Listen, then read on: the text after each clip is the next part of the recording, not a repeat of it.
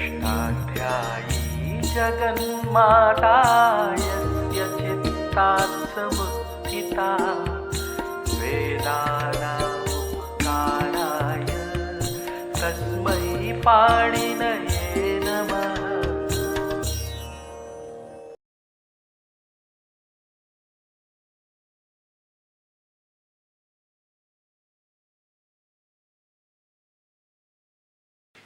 नमः पांडे। हम लोग नकारांत शब्दों के सुबंत रूप बनाते हुए अर्वन तक पहुंच चुके हैं। अब हम दीर्घाहन इस पुंलिंग नकारांत शब्द के रूप बनाएंगे। ये पृष्ठ है 223 अष्टाध्यायी सहज बोध के पंचम भाग का। दीर्घाहन ये पुंलिंग शब्द है। आन शब्द नपुंसक है, किंतु बहुब्रीहि समास में अन्य पदार्थ होने के कारण ये पुंलिंग हो रहा है कि दीर्घानि अहानि यस्मिन काले, जिस काल में दिन लंबे हो जाते हैं वह निदाघ काल, ग्रीष्म ऋतु। तो निदाघ काल को कहने के कारण ये अन्य पदार्थ बहुब्रीहि हो गया, तो पुंलिंग हो गया। तो दीर्घ जस अहन जस में शुभ लुक किया और दीर्घाहन ये बहुब्रीहि समास हमने बना लिया। दीर्घान अहानि यस्मिन निदाघे, जिस निदाघ काल में ग्रीष्म ऋतु में दिन बड़े बड़े होते हैं, लंबे होते हैं, उसको दीर्घाहन कहेंगे। तो निदाघ काल का वाचक हो गया ये, अन्य पदार्थ प्रधान हुआ, तो दीर्घाहन हो गया पुंलिंग और अकेला आहन होगा नपुंसकलिंग। तो इनके लिए दो सूत्र बने हैं। दो सूत्र बने हैं। ये दोनों सूत्र आहन और दीर्घाहन दोनों में लगेंगे। क्यों लगेंगे? क्योंकि ये पदाधिकार के सूत्र हैं। पदस्थिक अधिकार आरंभ होता है 8-1-16 से। 8-1-16 से लेकर 8-3-54 तक जाता है पदस्थिक अधिकार। और पदांगाधिकारे तस्य च तदंतस्य परिभाषा है कि पदाधिकार और अंगाधिकार में जो कार्य कहे जाते हैं जिसको, वे कार्य उसको भी होते हैं और तदंत को भी होते हैं, उस शब्द जिसके अंत में है। तो जो कार्य अहन को कहा जाएगा वह कार्य अहन शब्दांत को भी होगा। तो नपुंसक लिंग जो अहन शब्द है उसको भी होगा और पुंलिंग जो दीर्घाहन शब्द है इसको भी होगा। तो अहन के लिए दो सूत्र बने हैं। अहन के लिए दो सूत्र बने हैं विशेष। पहला सूत्र है अहन 223 पृष्ठ पर। यह कहता अहन शब्द के नकार को रु आदेश होता है पदांत में। अहन शब्द को पदांत में रु आदेश होता है। तो अलून्त्यस्य से या अंतिम अल के स्थान पर हो जाएगा। तो अहन का अर्थ है अहन शब्द के नकार के स्थान पर रु आदेश होता है पदांत में। जब ये नकार पदांत होगा तब उसके स्थान पर रु आदेश होगा। तो पदांत कहाँ कहाँ होगा? जब प्रथमा एक वचन में पुंलिंग में सु का हल्गादि लोप कर देंगे तब उस दीर्घाहन की सुप्तिगंतम पदम से पद संज्ञा हो जाएगी। और भ्याम भ्यस सुप, इन विभक्तियों के परे होने पर उस दीर्घाहन की पद संज्ञा होगी। तो ये पदांत में इतने प्रत्ययों के परे होने पर दीर्घाहन के नकार को रुत्व प्राप्त होगा। और आहन के नकार को क्या होगा? तो आहन के नकार को भ्याम भ्यस सुप में तो प्राप्त होगा, किंतु प्रथमा एक वचन का जब सु आएगा और द्वितीय एक वचन का जो अम आएगा उनका स्वमोर नपुंसकात से लुक होगा। तो लुक हो जाएगा। तो लुक हो जाने के बाद माँ प्रत्यय रक्षण होगा नहीं। तो उसके लिए सूत्र है रोसुपी। आहन का अपवाद है रोसुपी। आहन शब्द के नकार को रेफ आदेश होता है, किंतु सुप परे होने पर नहीं होता। सुप परे होगा तो नहीं होगा। देखिए दीर्घाहन सु है और आहन सु है, ये पुंलिंग है, ये नपुंसक लिंग है। इसके परे जो सु है इसका हल्गादि लोप होता है और इसके परे जो सु है इसका स्वमोर नपुंसकात से लुक होता है, ये लुक हो जाता है। तो यहाँ सु प्रत्यय लक्षण से बैठा हुआ है, तो यहाँ रोसुपी नहीं लग सकता। रोसुपी कहाँ लगता है? आहन के नकार के स्थान पर रेफ आदेश होता है, रा आदेश होता है, सुप परे होने पर नहीं होता। तो यहाँ सुप परे है तो यहाँ रेफादेश नहीं हो सकता, तो इसको रू आदेश होता है इस ना को। और यहाँ पर अहन के नकार को रा आदेश होता है यदि सुप परे ना हो तो यहाँ सुप परे नहीं है क्योंकि लुक हो गया, तो अहन में नकार को रेफ आदेश होगा और दीर्घान में नकार को रू आदेश होगा, क्योंकि अहन का अपवाद हुआ रो सुपी। अब यहाँ शंका होती है कि दीर्घान के बाद जो सु आया और सु का हमने हलगादि लोप कर दिया तो नांत पद हो गया, नकारांत पद हो गया। तो नलोप प्रातिपदिकांत से हमें नकार का लोप करना चाहिए था। हम इसको रू कैसे कर सकते हैं, क्योंकि नलोपा सूत्र जो है वो है 8, 2, 7, तो त्रिपादी का हुआ ना। और ये जो अहन और रोसुपी हैं ये है 8, 2 और 60 और 69, तो दोनों त्रिपादी के हैं, तो दोनों पर त्रिपादी हुए। ये पर त्रिपादी हुए तो न लोप की दृष्टि में इन दोनों को असिद्ध होना चाहिए।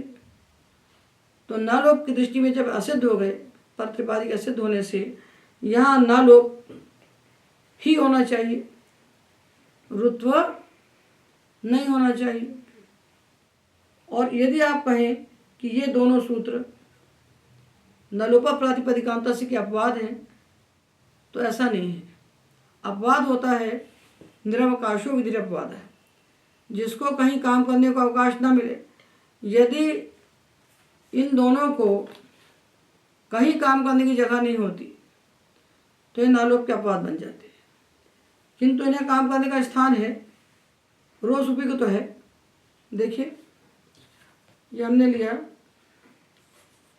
दीर्घाहन और इससे हमने संबुद्धि का सु लगाया, संबुद्धि का सु, संबुद्धि संज्ञक सु लगाया और इस सु का हमने लोप कर दिया। तो ये जो नकार है,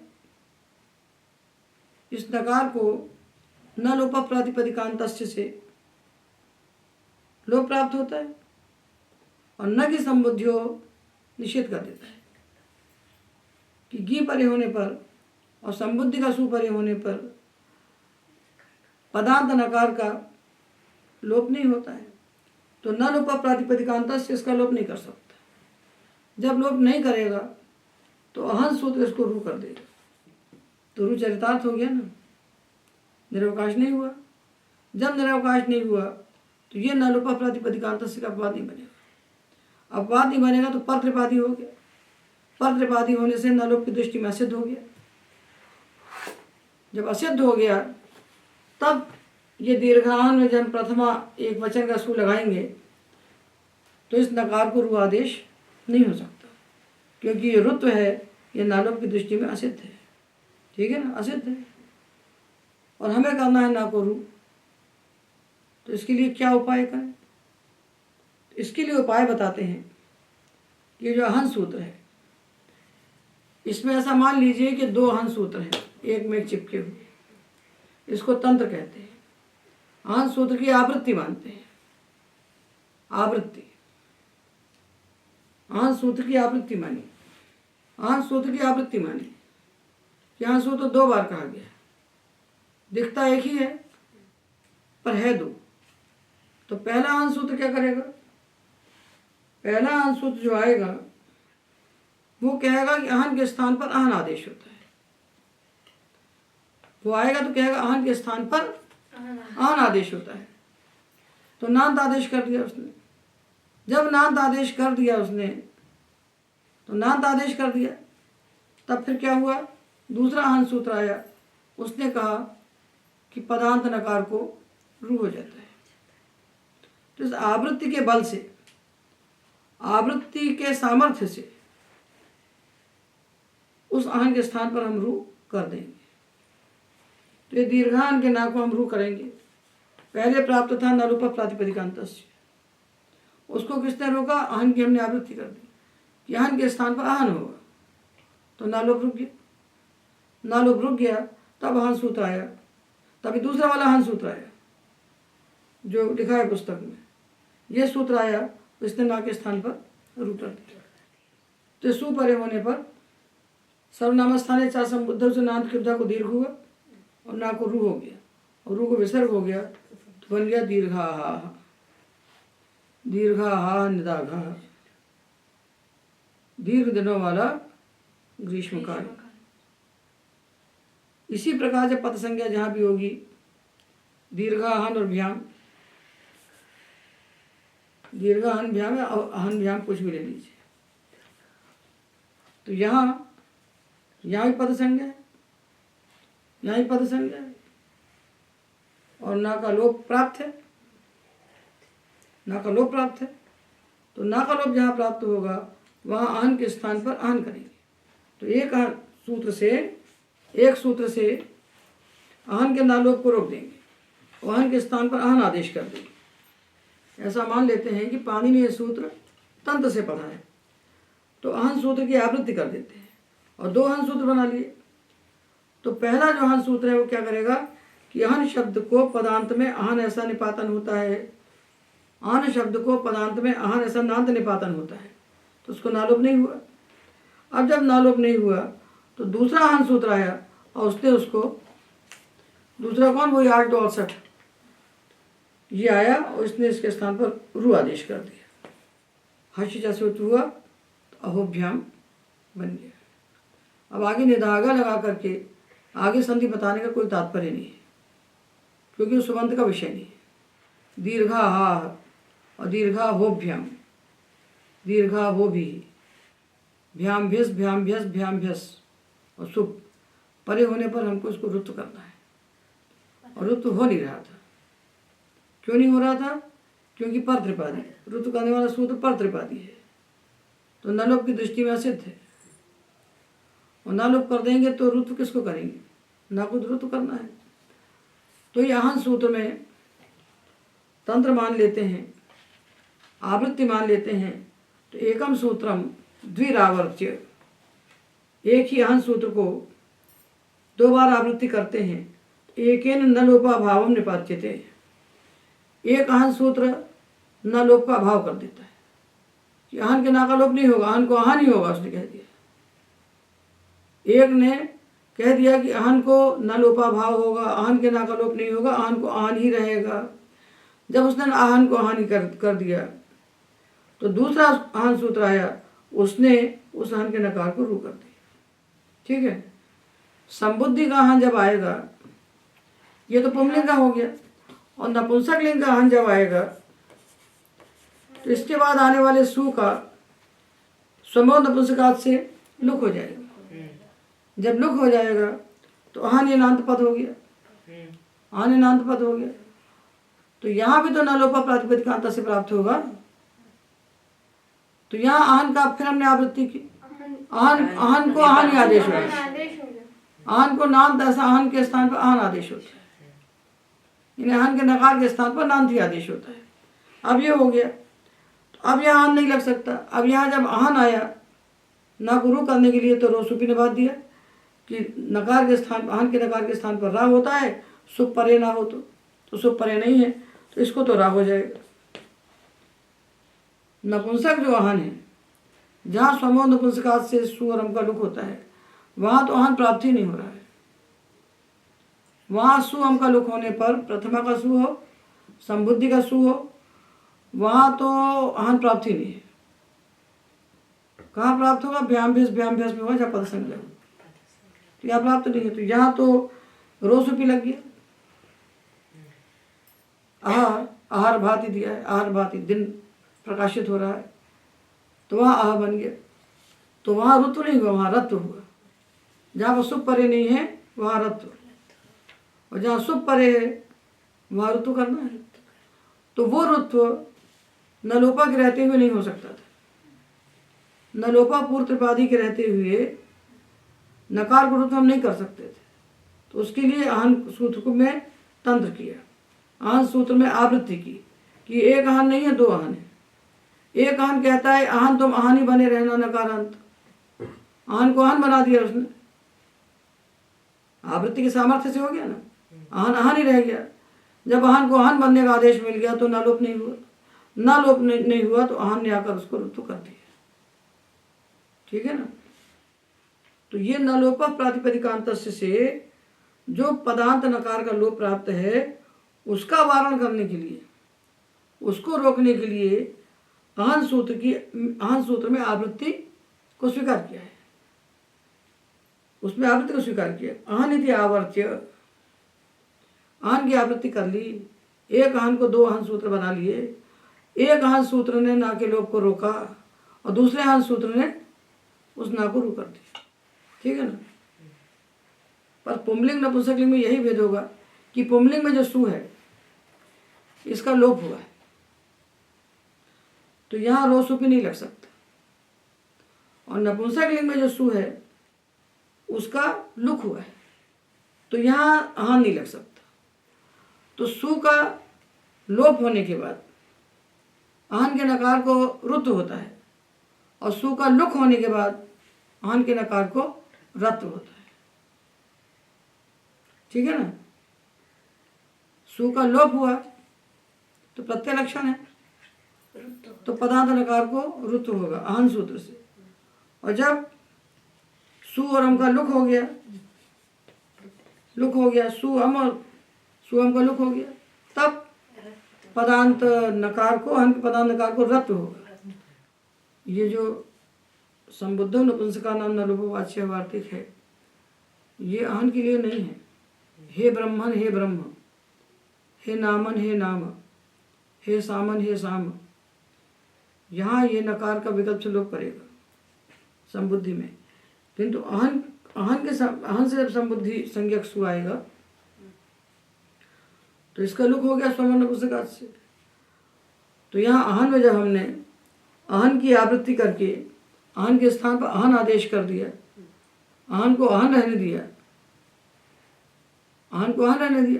यहाँ ना का लोप हो नहीं सकता। तो आहन के ना को जब आहन ही रहने दिया तो यहाँ रो सुपी से इसको राहु और राहु के विसर्ग हो यहाँ रत्व होगा। तो नपुंसक लिंग में जब सु और अम का लुक होगा तब रो सुपी से रत्व होगा, और पुंलिंग में जब सु का हर्यादि लोप होगा तब उस ना को ऋतु होगा, तब उसको ऋतु होगा। और आगे में जब पद संज्ञा भ्याम व्यस सुप में होगी वहाँ ना को ऋत्व ही होगा, क्योंकि वहाँ रत्व का अवकाश नहीं है, क्योंकि सुप परे है। जहाँ सुप परे है वहाँ ऋत्व, और जहाँ सुप परे नहीं है वहाँ रत्व। तो दोनों सूत्रों को पत्रपादी होने के बाद भी दोनों को सावकाश कर दिया आहन की आवृत्ति करके। ये जो आवृत्ति की बात लिखी हुई है यहाँ 225 पृष्ठ पर, इसको दीर्घाहन के साथ लगा देना चाहिए, दीर्घाहन के साथ लगा देना चाहिए, क्योंकि जहाँ पर आहन शब्द में हम सु अम का लुक कर देते हैं तो लुक होने के बाद आहन से ऋत्व प्राप्त ही नहीं हो सकता। लुक होने के बाद आहन का अपवाद रत्व होगा, जहाँ लुक नहीं होगा वहाँ प्रत्यय लक्षण से ऋत्व हो जाएगा, और जहाँ प्रत्यय साक्षात बैठा है भ्याम भ्यास में वहाँ भी ऋत्व हो जाएगा। ये सब इसलिए करना पड़ा कि नालोपा पूर्व त्रिपादी है, उसकी दृष्टि में दोनों असिद्ध हो रहे हैं। आह में रत्व सिद्ध हो रहा है और अहोभ्याम में ऋत्व सिद्ध हो रहा है।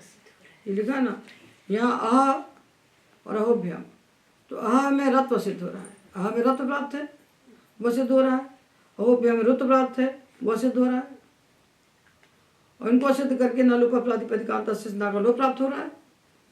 उसका वारण करने के लिए आहन सूत्र की आवृत्ति की गई है। तो हम ऐसा मान लेते हैं कि आहन सूत्र को पाणिनि ने तंत्र से पढ़ा है, 2 बार पढ़ा है। तो आहन सूत्र की आवृत्ति करके जो पहला आहन सूत्र बनता है,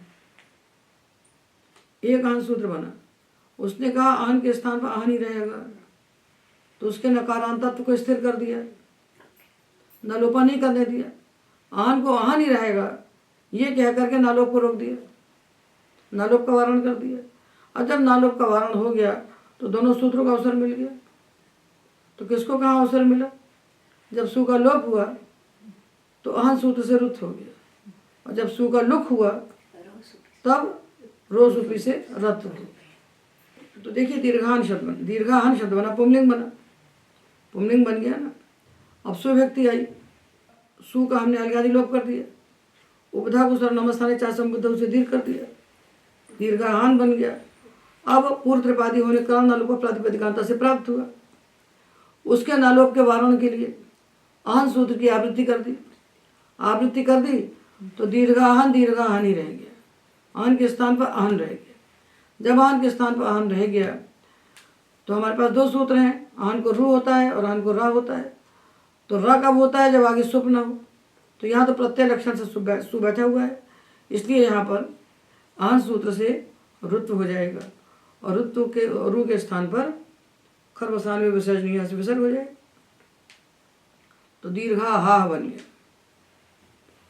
और संबुद्धि का सूत्र जब आएगा तो उपधा को दीर्घ नहीं होगा, असंबुद्ध सौ का है, तब सर्वनामस्थाने चा असंबुद्ध सूत्र नहीं लगा, उपधा को दीर्घ नहीं हुआ, किंतु अहन की आवृत्ति होने से ना का लोप नहीं हुआ, तो ना को अहन से रुत्व हो गया।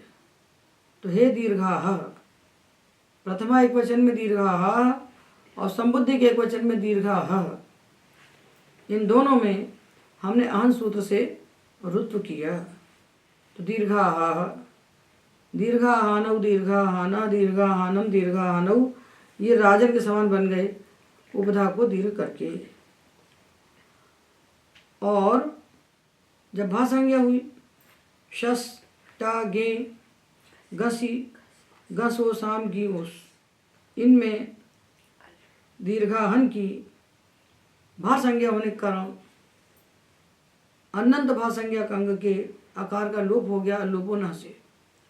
तो दीर्घान्ह दीर्घान्ह दीर्घान्हे, गसी में दीर्घान्ह, गस में दीर्घान्ह, ओस दीर्घान्हो। और जब गी आया तो विभाषा गेश्यो हो, गी परे होने पर विकल्प से अलोप हुआ, तो दीर्घाहनि और दीर्घान्हे, ये दो बन गए। अब रह गए 7 प्रत्यय जिनके परे होने पर दीर्घाहन की हमने पद संज्ञा की। यह है भ्याम भिस, भ्याम भ्यस, भ्याम भ्यस सुप। तो यहाँ हमने पद संज्ञा कर दी, पद संज्ञा की तो नलोप प्रातिपदिकांता से प्राप्त हुआ, ये प्राप्त हुआ, पूर्व त्रिपादी होने के कारण प्राप्त हुआ। तो अहन सूत्र की आवृत्ति करके हमने अहन को अहन रखा, अहन सूत्र की आवृत्ति की तो अहन के स्थान पर अहन आदेश हुआ।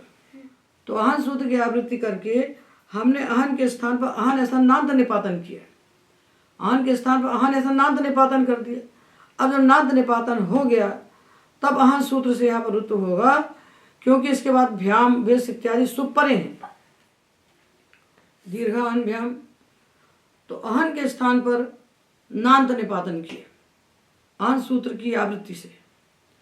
तो पहला जो अहन सूत्र आया उसने इसके स्थान पर नांतत्व निपातन किया, और दूसरे अहन सूत्र ने आकर इसको रू आदेश कर दिया। अब रू के पहले छोटा है अत, और ये हश है, ये अत है अत, और ये हश है, अत हश के बीच में रू है, हश जैसे इसको ऊ हो गया, ऊ हो गया, ऊ के पहले आ है छोटा, तो आत गुणा से गुण हो गया। दीर्घा होभ्याम दीर्घा हो भी, दीर्घा होभ्याम दीर्घा होभ्य, दीर्घा होभ्याम दीर्घा होभ्य। और जब सुप आया, सप्तमी बहुवचन में जब सुप आया तो सुप आने पर वही किया हमने, अहन की आवृत्ति करके नांत निपातन किया, और नांत निपातन करके अहन सूत्र से उसको रू कर दिया। यहाँ तक तो हो गया, किंतु यहाँ पर हाशिचा नहीं लग सकता क्योंकि हाश नहीं है, इसको खरवसान्य विसर्जन से विसर्ग हो गया, और विसर्ग होने के बाद ये शर है तो वाशरी से इसको विकल्प से सकारादेश हुआ। तो दीर्घा ह और सु, ये जो विसर्ग है इसका पाठ माना गया है अट में और शर में। जो अयोग वाह है, अयोग वाहों का पाठ अट में माना है और शर में माना है, अट सु शर सु। तो अट मानेंगे तो इसको अट मानेंगे, अट में पाठ तो इण में तो हो ही जाएगा, तो इसको आदेशक प्रत्यय से शब्द हो जाएगा, इसको शब्द हो जाएगा। और जब वा शरीर से इसको हमने सा कर दिया तब शत्रु नहीं होगा, तब शत्रु नहीं होगा। विसर्ग होने पर शा और विसर्ग न होने पर सा। अब वहाँ जब नपुंसक लिंग में आया, नपुंसक लिंग में आने प्रातिपदिक आया, इसके बाद आने वाले सुअम का हमने लुक कर दिया स्वम और नपुंसकात से। आहान ये नांत प्रातिपदिक है, तो न लोपा प्रातिपदिकांत से पूर्व त्रिपादी है, और आहान और रोसुपी दोनों पर त्रिपादी है, तो दोनों पर त्रिपादी न लोपा प्रातिपदिकांत की दृष्टि से असिद्ध है। असिद्ध होने से नालोप ही होगा और नालोप को रोकना है, तो अहन सूत्र को हमने आवृत्त किया। एक सूत्र के दो सूत्र माने, और पहले अहन सूत्र ने कहा कि अहन के स्थान पर अहन निपातन होता है, अहन के स्थान पर अहन नांत निपातन होता है, तो नांत निपातन हो गया। अब इसने निपातन कर दिया तो अब ये स्वतंत्र हो गया, तो दूसरा जो अहन सूत्र था वह यहाँ प्राप्त नहीं हुआ, दूसरा अहन यहाँ प्राप्त नहीं हुआ, उसका पाद आ गया रोसुपी। अहन के स्थान पर रा आदेश होता है, सुप परे ना हो तो ये रुख हो गया, सुप परे नहीं है तो इसके स्थान पर रा आदेश हो गया और रा को विसर्ग हो गया, तो बन गया आहा, तो आहा बन गया। और जब अहन से शी भक्ति आई तो इसकी भा संज्ञा हो गई। भा संज्ञा होने से अल्लोपो न से इसको अल्लोप प्राप्त हुआ, तो उसको बाधा विभाषा गिश्य होने, गी और शी परे होने पर विकल्प से अल्लोप होता है। तो जब अल्लोप हुआ तो अहनी, अल्लोप नहीं हुआ तो अहनी, अन्नी अहनी। और जब शशोशी होने पर इसकी सर्वनामस्थान संज्ञा हुई, तो सर्वनामस्थान चासम बुद्ध से उपधा को दीर्घ हुआ अहानी, अहा अहनी अहनी अहानी, अहा अन्नी अहनी अहानी। और संबुद्धि में भी अह अहनी अहनी अहानी, और तृतीया से सप्तमी तक सारे रूप दीर्घाहन के समान ही बनेंगे। अब बहुवृत्रहन शब्द है, बहूनि बहवो वृत्रहणु यस्मिन् मन्वंतरे तद मन्वंतरम बहुवृत्रहन बना। जिस मनवंतर में बहुत सारे वृत्रहा होते हैं, वृत्रहा कहलाता है इंद्र, वृत्रम हंति इति वृत्रहा। और ये वृत्रहन शब्द जब मनवंतर को बताएगा तो नपुंसक लिंग हो जाएगा, मनवंतरम नपुंसक लिंग है। तो ये बहुवृत्रहन प्रातिपदिक नपुंसक को बता रहा है, तो नपुंसक को बताएगा तो हम पढ़ ही चुके हैं कि बाकी सारे रूप तो वृत्रहन के समान ही बनेंगे। और इनहन पूषार यम नाम शव से शी परे होने पर उपधा को दीर्घ होगा। इन्नंत हन पूषण और अरिमन, इनकी उपधा को दीर्घ होता है शी परे होने। और सर्वनामस्थाने चाह संबुद्धों के रहते हुए सूत्र का जो आरंभ किया जो व्यर्थों का नियम करता है, ये हम जान चुके। तो सूत्र तो इन्नंत के लिए कह रहा है, सूत्र इन्नंत की उपधा को दीर्घ कर रहा है। और ये शब्द है बहुवृत्रहन, सूत्र तो हन की उपधा को दीर्घ कर रहा है, और शब्द है बहुवृत्रहन। तो हमने परिभाषा पढ़ी है, अन इन अस्मन ग्रहणानि अर्थवता च अनर्थ के न च तदंत विधि प्रयोजयन्ति। अन इन अस्वरमन, ये अर्थवान हो और चाहे अनर्थक हो, तो इनसे तदंत विधि होती है। तो जो कार्य हन को होगा वो कार्य हन शब्दांत को भी होगा, हन को होगा तो वृत्रहन को भी होगा और बहुवृत्रहन को भी होगा। हन जिसके अंत में है, तो इन्हन पूषार यम नाम शव से होने वाला उपधा दीर्घ जैसे हन को होगा वैसे ही वृत्रहन को होगा, वैसे ही बहुवृत्रहन को भी होगा तदंत विधि होने के कारण। तो बहुवृत्रहन और सु, तो सु और हम का लुक हो गया, और सुअम का लुक होने से पद संज्ञा हुई, और पद संज्ञा होने से न लोप प्रातिपदिकांत से नकार का लोप हो गया। तो बहुवृत्रह ये बना सु और अम में। और बहुवृत्र हणऊ, बहुवृत्र हन और अव आया तो अवकुशी आदेश हो गया। बहुवृत्र हानि, शी की सर्वनामस्थान संज्ञा हुई तो इन्हन पुरुषार्यम नाम शव से उपधा को दीर्घ हो गया। बहुवृत्र हन से जब औ आया, औ विभक्ति आई तो नपुंसकाच्य उसको शी आदेश हो गया। तो बहुवृत्रानुषी। अब इसकी भाषांज्ञा होगी, इसकी पहले भाषांज्ञा हुई यचिभम से, क्योंकि सर्वनामस्थान नहीं है, असर्वनामस्थान है आजादी, तो इसकी भाषांज्ञा हुई। भाषांज्ञा होने से अल्लोपना प्राप्त हुआ। उसको बाधा विभाषक के श्यो ने गी और शी परे होने पर विकल्प से अल्लोप होता है। तो जब अल्लोप हो गया, वृत्र हन के इसका आकालोप हो गया। जब आकालोप हो गया तो हो हंतेर युणन नेशु से इसको कुत्व हो गया, ये घ हो गया। तो बहु वृत्रघनी, और जब लोप नहीं हुआ तो बहुवृत्रहणी, तब नाकुनत्व हो गया। बहुवृत्रघनी, बहुवृत्रहणी। और जब शी व्यक्ति आई तो शी परे होने पर इसकी जशोशी से सर्वनामस्थान संज्ञा हो गई। तब ईंधन पुरुषार्यम नाम शव से उपधा को दीर्घ हो गया और नाकुनत्व हो गया। बहुवृत्र हानि, बहुवृत्र सु में क्या हुआ, बहुवृत्र हन है, सु का लुप किया तो न का न लोप हो गया, न लोप प्रातिपदिकांत से।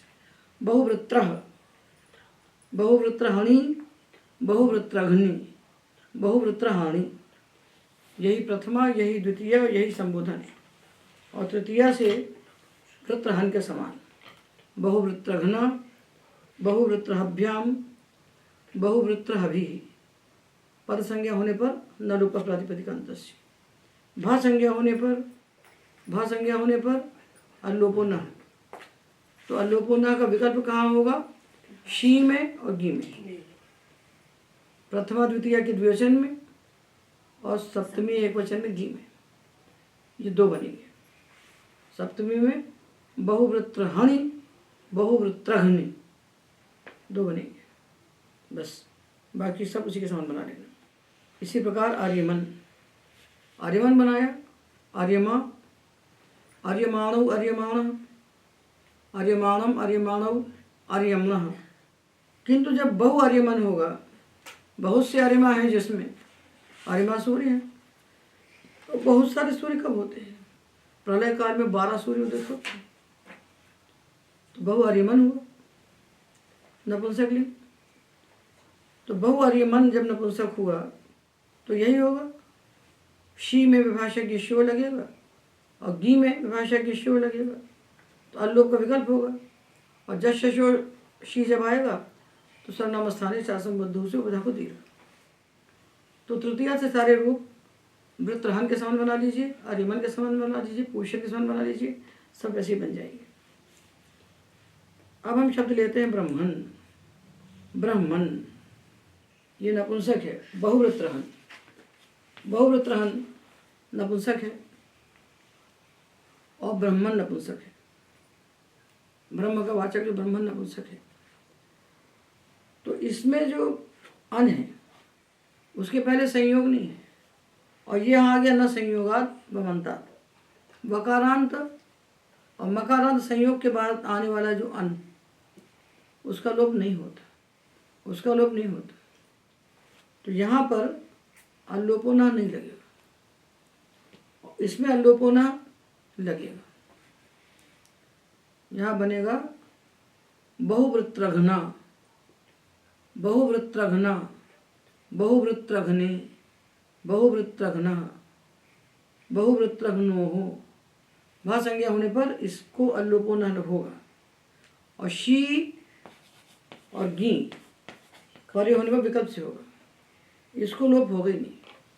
हकार मकार का संयोग है, मकारांत संयोग है, उसके बाद आना है, तो न संयोगात वमंतात से इसको अल्लोपोना नहीं होगा।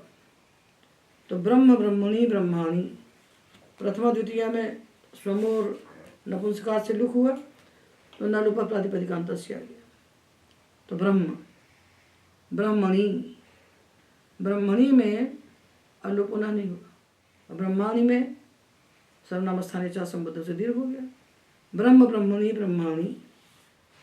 तो ये जो नकारांत नपुंसक शब्द है, नकारांत नपुंसक जो हैं इनकी प्रथमा द्वितीया तो एक समान हो जाएगी, पर संबुद्धो नपुंसका नाम नलोपो व वाच्य है। ये बात है। जब हम इस बहुवृत्रहन अथवा बहुअर्यमन, बहुभर्यमन, ये जो नकारांत नपुंसक प्रातिपदिक है, इनके बाद जब संबुद्धि का सु आएगा और सु का हम लोप कर देंगे स्वमो नपुंसकात से, तो न लोप प्रातिपदिकांत से होने वाला जो ना लोप है ये विकल्प से होगा, ये विकल्प से होगा। तो एक बार बनेगा हे ब्रह्म और हे ब्रह्मन, हे बहुवृत्रहन, हे बहुवृत्रः, हे बहुवर्यमन, हे बहुवर्यम, बहुपूषण, बहुपूष, बहुपूषण। तो ये हमने नपुंसक ब्रह्मण शब्द के रूप बनाए, जहाँ अन के पहले मकारांत संयोग है, तो वहाँ न संयोगात वमनतात से हमने अलोप निषेध कर दिया। एतावता हमने सारे अनंत नपुंसक शब्दों के रूप बना लिए। अनंत नपुंसकों के लिए हमने दो सूत्र जाने कि यदि अनंत है, अनंत भा संज्ञक अंग है, तो हम अल्लोपना से अन के आकर लोप करेंगे। और यदि वो अन वकारांत मकारांत संयोग के बाद आया है तो न संयोगात वमनतात से उसका लोप हम नहीं करेंगे। और जहाँ हम अल्लोपना से लोप करेंगे वह लोप भी घी और शी भक्ति परे होने पर विकल्प से होगा। ये तीन सूत्र मुख्य हैं, अल्लोपना, न संयोगात वमनतात, विभाषा ज्ञेष्यो। ये तीन सूत्रों को हम स्मरण रखें और सारे शब्द हम बना लें। तो नामन, सामन इत्यादि शब्द हैं। तो नाम, नामनी और नामनी। नामन के बाद शी आएगा, शी आया तो विभाषा ज्ञेष्यो से इस आ का हमने विकल्प से लोप किया। तो लोप हुआ तो नामनी, और लोप नहीं किया तो नामनी। और नामानी में शी की सर्वनामस्थान संज्ञा है, तो सर्वनामस्थाने चार संबुद्ध से उपधा को दीर्घ कर दिया। नामानी, नाम, नामनी, नामनी, नामानी, नाम, नामनी, नामनी, नामानी। अभी तक हम अनंत शब्दों के रूप बना रहे थे। तो हमने अनंत पुंलिंग और अनंत नपुंसकलिंग शब्दों के रूप बनाए। अब हम इन्नंत के रूप बनाएंगे। तो इन्नंत पुंलिंग हमने लिया दंडिन, दंडिन, दंज शब्द से अतिनि छनऊ से इन प्रत्यय किया, तो प्रातिपदिक बना दंडिन, नकारांत है और नकार के पहले ई है तो इन्नंत कहलाएगा। तो हमने सूत्र पढ़ा है, इन्हन पूषार यमनाम शव। इन्नंत प्रातिपदिक हन, पूषण और अरिमन, इन अंगों की उपधा को और एतदंत जो अंग हैं उनकी उपधा को दीर्घ होता है शी परे होने पर। शी यानी शी सर्वनामस्थान, जश के स्थान पर होने वाला जो शी। तो इन्नंत, हन, पूषण और अरिमन, इनकी उपधा को दीर्घ होगा। और एतदंत जो प्रातिपदिक आएंगे जिनके अंत में ये होंगे उनकी उपधा को भी दीर्घ होगा, क्योंकि अन इन अस्मन ग्रहणानि अर्थवता चानर्थ के निश्चय तदंत विधिम प्रयोजयंती परिभाषा है। सूत्र कहता है इन्हन पूषार यमनाम शव, ये शी परे होने पर उपधा को दीर्घ करता है। और दंजय शब्द है पुंलिंग, तो यहाँ शी मिलेगा नहीं। शी तो जश शशो शी से नपुंसक में होता है। तो इन्हन पूषार यमनाम शव कब लगेगा? जब इन्नंत शब्द नपुंसक लिंग होगा। बहवः दंडिना यस्मिन नगरे तद बहुदंडी नगरम। तो बहुदंडिन जब नगर का विशेषण बनेगा तब वहाँ पर आएगा शी। ये दंजन शब्द पुंलिंग है, तो यहाँ शौच से दीर्घ होगा। इन्हन पूषार यमनाम शव, इस सूत्र से इन्हन पूषार यमनाऊ, इस सूत्र से इन्हन पूषार यमनाम इस पूरे की अनुवृत्ति जाती है सौ में। तो इनान पुरुषार्यमनाम उपधायाः दीर्घो भवति शौ शौच। शी में दीर्घ होगा जब ये नपुंसक होंगे और सु में दीर्घ होगा जब ये पुंलिंग होंगे। तो दंडिन और सु यहाँ दीर्घ करेंगे हम शौच से, तो दंडीन हो गया और न का हमने नलोप प्रातिपदिकांत से लोप कर दिया। तो दंडी दंडिनौ दंडिना। अन्यत्र भाव संज्ञा होने पर कोई कार्य नहीं है, पद संज्ञा होने पर ना का लोप हो जाएगा। दंडी दंडिनौ दंडिना, हे दंडिन हे दंडिनौ हे दंडिना। संबुद्धि में ना का लोप नहीं होगा, न की संबुद्धि हो, न की संबुद्धि हो, संबुद्धि में ना का लोप नहीं होगा। तो हे दंडिन हे दंडिनौ हे दंडिना, दंडिनम दंडिनौ दंडिना, दंडिना दंडिभ्याम। यहाँ न लोप हो गया क्योंकि पद संज्ञा हुई। दंडिना दंडिभ्याम दंडिभी, दंडिने दंडिभ्याम दंडिभ्यः, दंडिना दंडिभ्याम दंडिभ्यः, दंडिना दंडिनो दंडिनाम, दंडिनी दंडिनो दंडिषु। सर्वत्र पद संज्ञा होने पर नलोप प्रातिपदिकांत से ना का लोप हुआ, अन्यत्र कुछ नहीं हुआ। सुव्यक्ति में शौच से उपधा को दीर्घ हुआ। इसी प्रकार जितने भी इन्नंत पुंलिंग शब्द होंगे, यतिन, विद्यार्थिन, सन्यासिन, योगिन, शार्गिन, यशस्विन, इन्नंत हो चाहे विन्नंत हो, इन चाहिए अंत में, चाहे अर्थवान इन हो और चाहे अनर्थक इन हो। तदंत विधि में हम अर्थवान और अनर्थक नहीं देखते, हमको इन चाहिए क्योंकि सूत्र इन के लिए बना है। तो इसी प्रकार योगी योगिनौ योगिनः, सन्यासी सन्यासिनौ सन्यासिनः, विद्यार्थी विद्यार्थिनौ विद्यार्थिनः इत्यादि इन्नंत शब्दों के रूप बना लेना चाहिए। जितने इन्नंत शब्द हैं, जितने इन्नंत प्रातिपदिक हैं संस्कृत में, हिंदी में सब प्रथमा एक वचन में बोले जाते हैं, प्रथमा एक वचन बोले जाते हैं। हिंदी में सन्यासी, योगी, यति, विद्यार्थी, धनी, गुणी यही बोला जाता है। तो हिंदी भाषियों को क्या चाहिए कि जब ईकारांत शब्द पुंलिंग देखें तो उसको इन बना लें और तब उसके सुबंत बनाएंगे तो दोष नहीं होगा। नहीं तो बैठ आप सोचते रहेंगे क्या शब्द है। हिंदी में बहुत सारे सुबंत हैं, प्रातिपदिक के स्थान पर कुछ तो प्रातिपदिक है, कुछ सुबंत है। हिंदी में राजा कहते हैं, ये प्रथमा एक वचन है। विद्यार्थी कहते हैं, प्रथमा एक वचन है। सन्यासी प्रथमा एक वचन है। तो ये देखना चाहिए जो आकारांत और ईकारांत शब्द पुंलिंग दिखाई पड़ते हैं हिंदी में, तो आकारांत अनंत है और ईकारांत इन्नंत है। अब इन्नंत में तीन विशेष प्रातिपदिक लेते हैं हम, पथिन मथिन रिभुक्षण, क्योंकि इनके लिए विशेष सूत्र है। पानी ने जैसा विभाजन किया वैसे लेके चलिए तो सब बन जाएंगे। पथि मथि रिभुक्षाम आत, पथिन मथिन रिभुक्षण, ये तीन प्रातिपदिक हैं। इनको आकार अंतादेश होता है। कब होता है? सुपरे होने पर। तो आ आत, आ आत, तो पथिन मथिन रिभुक्षण का जो नकार इसके स्थान पर आ होता है। तो हमें ये संदेह होगा कि नकार तो अनुनासिक है और उसके स्थान पर जो आ होगा तो स्थानांतर तमह से वहाँ अनुनासिक आ होना चाहिए। आ ऐसा आदेश होना चाहिए, आ नहीं होना चाहिए। तो जो पथिन मथिन रिभुक्षण के स्थान पर आत आदेश किया तो देखिए ये तो अनुनासिक है।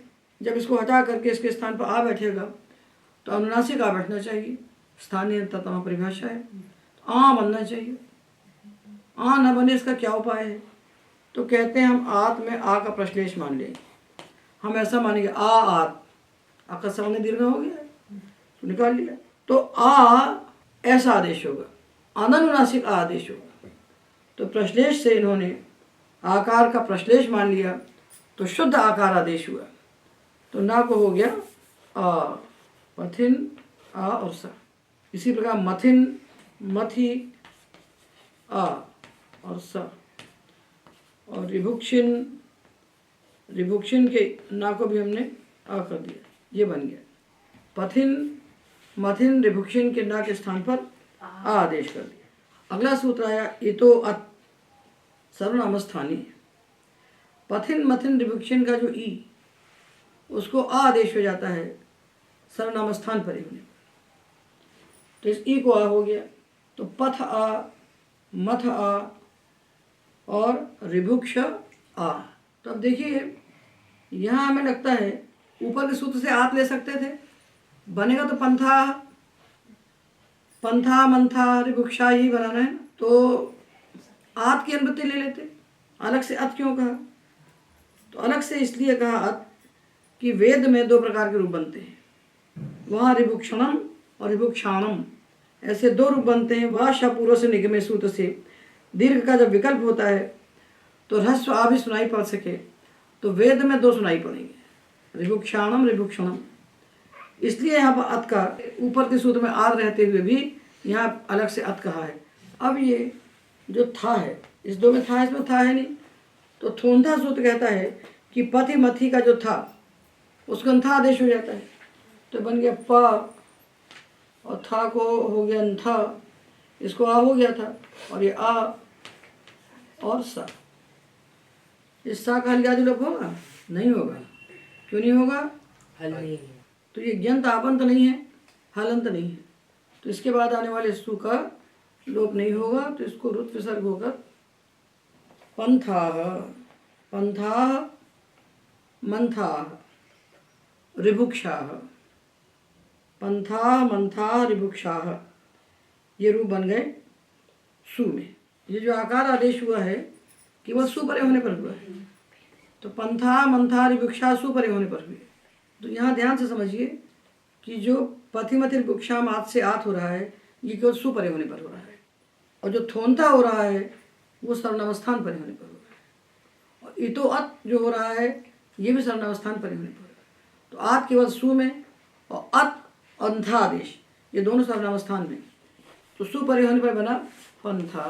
पथिन के ई को छोटा आ हो गया, और ना के स्थान पर बड़ा आ हो गया, और था के स्थान पर अंथा हो गया। तीन आदेश हुए पथिन से। इसके ना को आ हुआ, और ई को छोटा आ हुआ, और था को अंथा हुआ, तो पंथा बन गया। ये इतना सब किसमें हुआ? सा परे। तो इनमें से जो आत हुआ है सा परे होने पर हुआ है, जो आत हुआ है सु परे होने पर हुआ है, और बाकी जो अत्व अंथा आदेश हुए हैं ये दोनों सर्वनामस्थान परे होने पर हुए। अब ये जब सु परे होने पंथा बन गया तो सा का लोप नहीं कर सकते, क्योंकि लोप का कोई निमित्त नहीं है। दीर्घ ज्ञंत दीर्घ आबंत तो हलंत तीनों में से कुछ नहीं है ये, तो यहाँ इसका लोप नहीं होगा, तो रुत प्रसर्ग होकर बन जाएगा पंथाः। ठीक है। अब औ में क्या बना? ये पथिन था, इसके ई को आ हो गया, और था को था हो गया, और ना को आ नहीं हुआ, ना को आ नहीं हुआ, तो पंथन बन गया। नकार को आकार केवल सु परे होने पर होता है। अब ये बन गया अनंत। अब पंथन बन गया तो अनंत हो गया, राजन के समान। तो सर्वनाम स्थाने चा संबुद्ध से उपधा को दीर्घ हो जाएगा। पंथानौ पंथाना, पंथानम पंथानौ, ये बन गए। एक बना सु में, चार बने अनंत राजन के समान। आगे शस से लेकर जो व्यक्तियाँ आएंगी उनमें ऊपर कही हुई इन तीन सूत्रों में से एक भी नहीं लगेगा। तो उन प्रत्ययों के हम दो भाग बनाएंगे, भा संज्ञा जहाँ पर होगी और जहाँ भा संज्ञा नहीं होगी। तो भस्य चेर लोप, जब पथिन मथिन रिभुक्षिन की भा संज्ञा हो जाएगी तो इनकी टी का लोप हो जाएगा।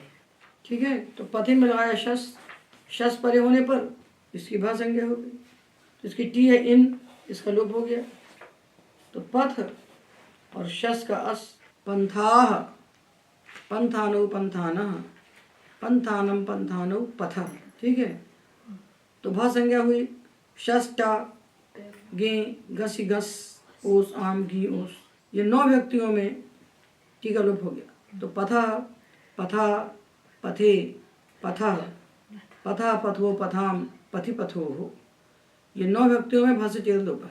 अब जो 7 व्यक्तियाँ बच गई जहाँ पद संज्ञा होती है, भ्याम भ्यस भ्याम भ्यस भ्याम भ्यस सुख, यहाँ न लोप प्रातिपदिकांत से ना का लोप हो जाएगा। पथिभ्याम पथिभि, पथिभ्याम पथिभ्य, पथिभ्याम पथिभ्य और पथिषु, ये बन जाएंगे।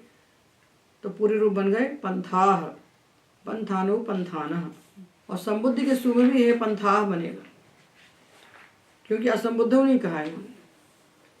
तो हे पंथाः हे पंथानौ हे पंथानः, पंथानम पंथानौ पथा, पथा पथिभ्याम पथिभि, पथे पथिभ्याम पथिभ्य, पथा पथिभ्याम पथिभ्य, पथ पथो पथाम पथि पथो पथिषु, ये बन गए इसी प्रकार मंथा मंथानु मंथाना बन जाएंगे।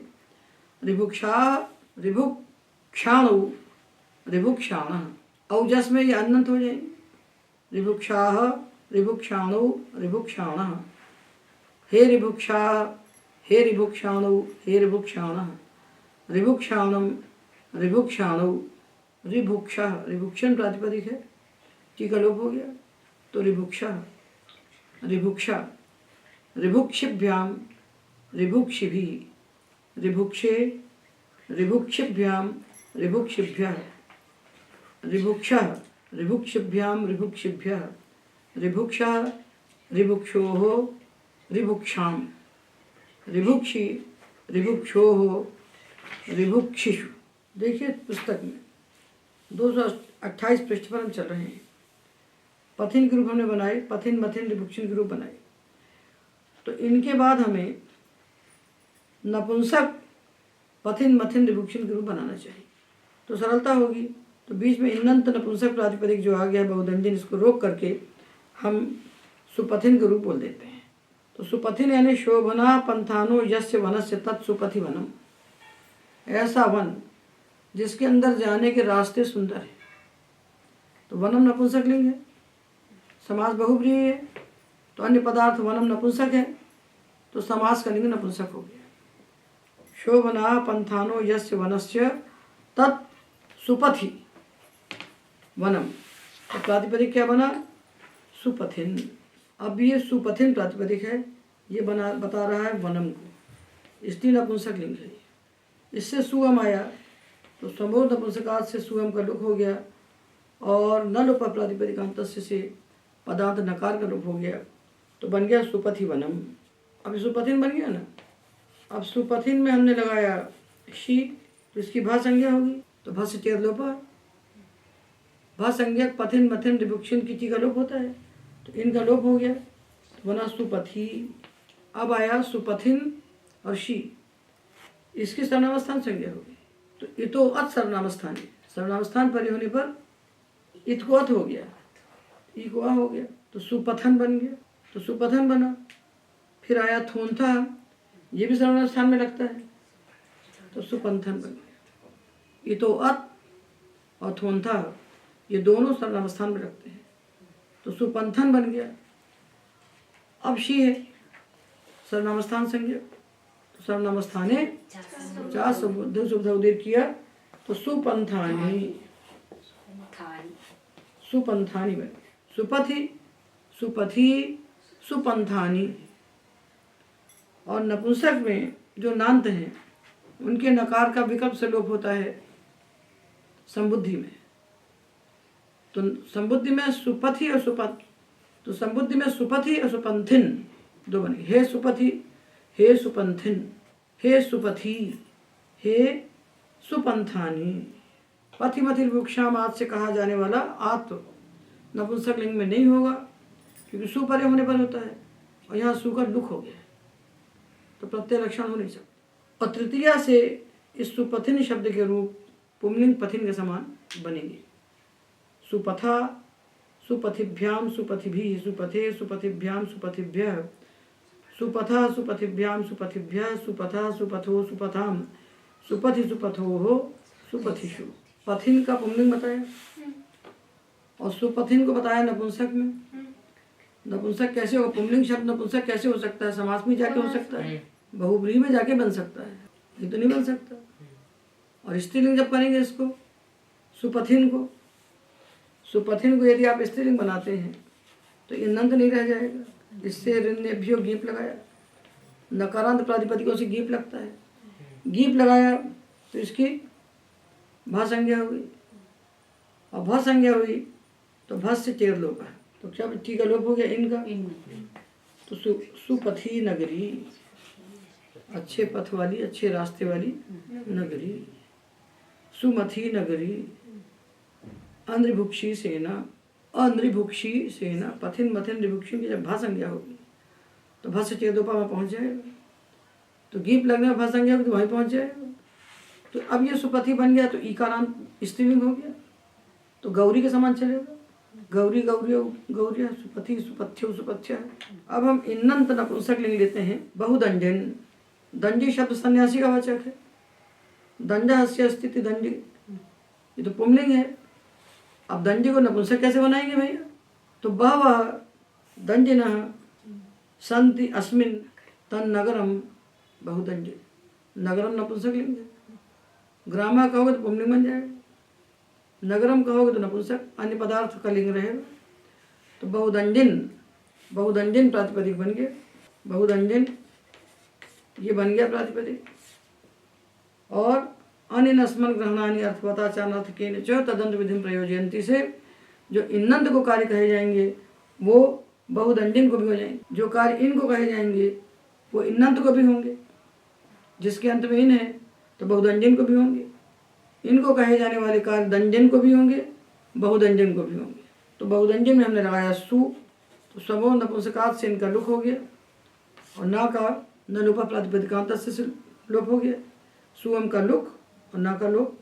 बहुदंडी और बहुदंडिनी, यहाँ तो कुछ भी नहीं हुआ, शी में कुछ नहीं हुआ, बहुदंडिनी। और जब इसमें जस आया तो जस के स्थान पर शु शी हो गया। तो इन्हन पूषार्यम नाम शव से शी परे होने पर इन्नंत की उपधा को दीर्घ हो गया। तो बहु दंडिनी, बहुदंडी बहुदंडिनी बहुदंडिनी। और संबुद्धि में संबुद्धो नपुंसका नाम न लोपो वा वाच्य है, विकल्प से न लोप हुआ। तो हे बहुदंजन और हे बहुदंडी, हे बहुदंजनी हे बहुदंडिनी।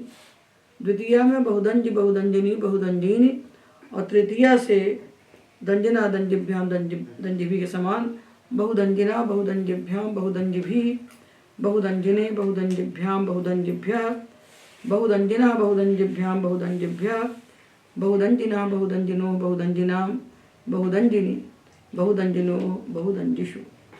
इन्नंत में जो कुछ भी होता है ये होता है सौ और शव।